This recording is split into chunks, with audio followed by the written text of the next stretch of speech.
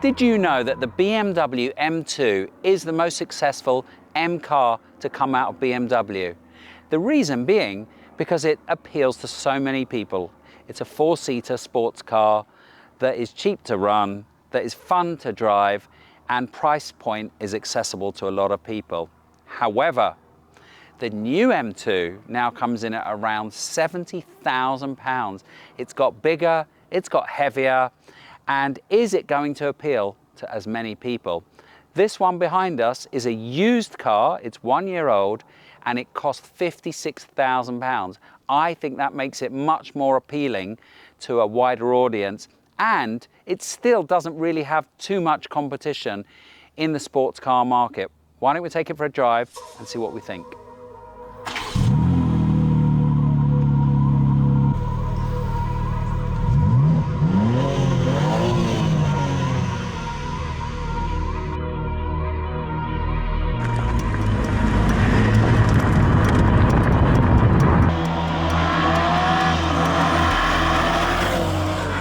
Welcome to the G87 M2.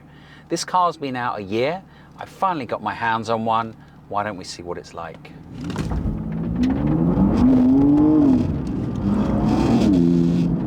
Well, with 480 brake horsepower, you would expect it to be fast, and it is. It is. It really pulls nicely. This is the 8-speed automatic version. There is a manual option, but I think if you're using this as a daily driver, you'd probably want to go for the automatic option. We have reviewed the M2 range on the channel before. If you go back, you can see a review of the M2 Competition, M2 CS, and we took along an M3 CSL for that review. So how does this compare to the previous F87 M2? That's what I'm interested in today. And what else could you get for this money? And when I say this money, because they're a year old, you can now get these for £50,000. When they were new, they were around £65,000 to £70,000. So quite a big difference if you're looking to buy one now on the used market. Much more affordable, I think, at around £50,000. So how does it compare to the old M2? The old M2 had a very, very different setup and different chassis. This one is basically using a lot of the parts from the M3 and M4. So it's a much bigger car, and it actually benefits from that in terms of the suspension and the way it feels on the road. It feels much more grown-up car, and that's good if you want a better ride. The older car was a little bit less sophisticated, let's say, in terms of the setup. So a little bit more exciting maybe to drive, but this feels a lot more mature and has a much, much better ride quality. This car has been modified.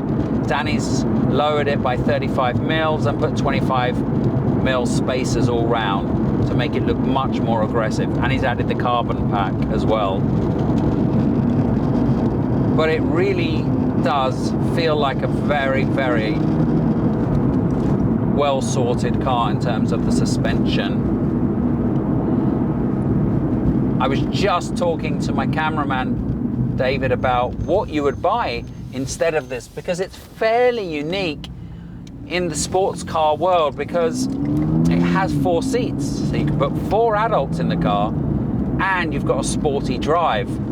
There are not that many cars out there that really compete with the M2 in terms of looks, in terms of performance, where you can fit 4 adults. One car that we came up with was the Mercedes C63 that has that beautiful V8 naturally aspirated engine. A little bit old now, but in terms of sound, there's not much to beat.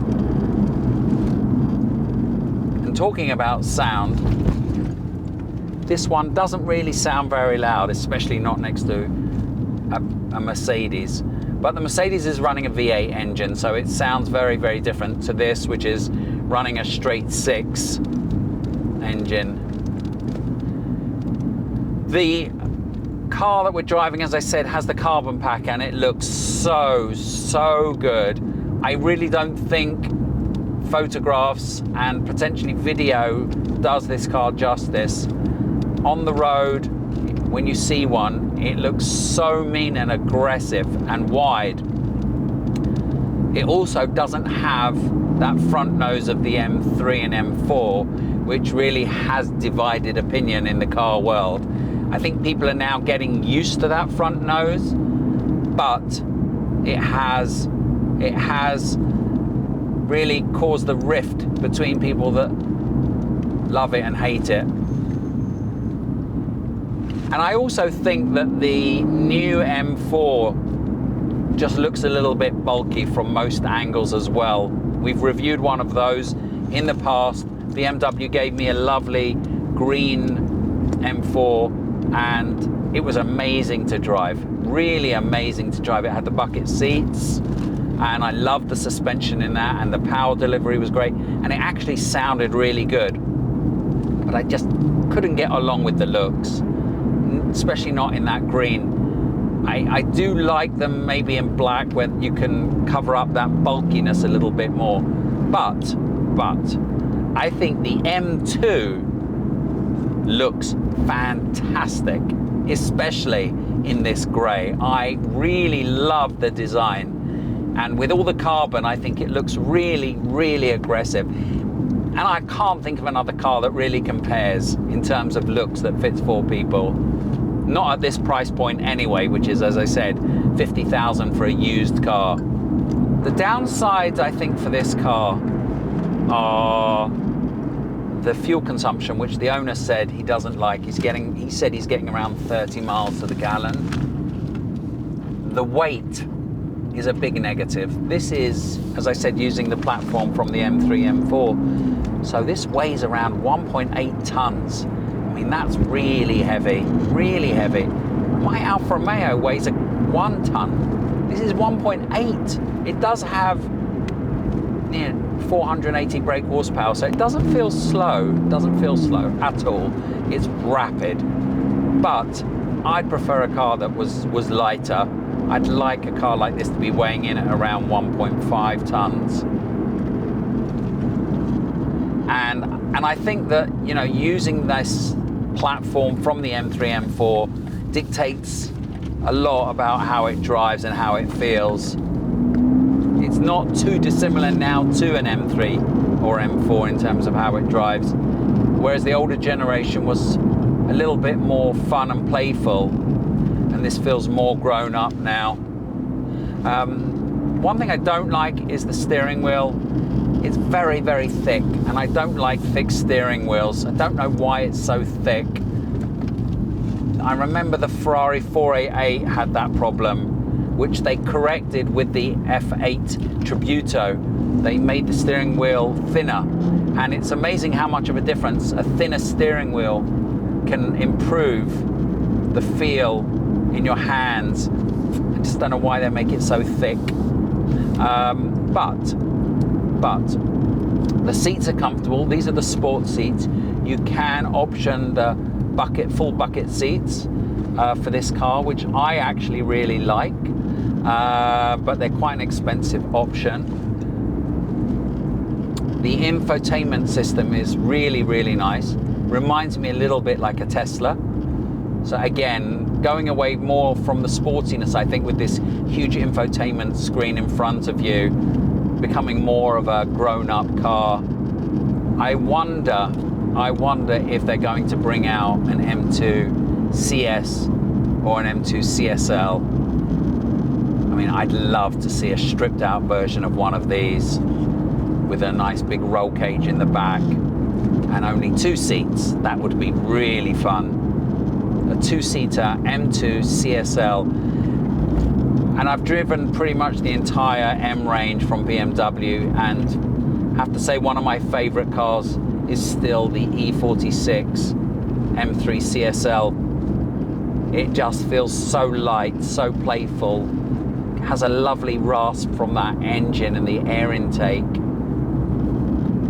So I would say that this doesn't really feel like a proper M car anymore, but then neither does the M3 and M4. They just feel much more grown-up cars, and they do have an M badge on them, and they are performance cars. There's no doubt that this is a performance car, but they're missing that kind of edge, and that edge is something that a Porsche has, okay?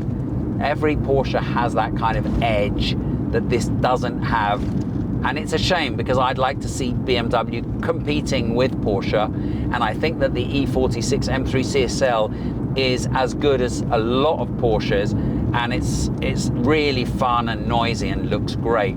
This doesn't really compete with a Porsche. So this is my conclusion. This is a fantastic car. There's no doubt it's a major step up from the previous M2. It handles better, it rides better, it's got more pull, it feels like a much more accomplished car, more grown-up car. A little bit less fun, maybe. Doesn't really have a great soundtrack, but that can be fixed. But, like I said, if you're looking for a car that you need 4 seats, very, very hard to compete with an M2. And I think that's why it's been so successful. If you want a car where you need to put 2 kids in the back or 2 adults in the back, and you want something a bit sporty to drive every day, I don't think you can go wrong with the BMW M2. And now we are going to carry on driving and enjoying this lovely car. But don't forget, if you need finance and you live in the UK, hit up Magnitude Finance. We'll put the link below. We'll see you for the next video.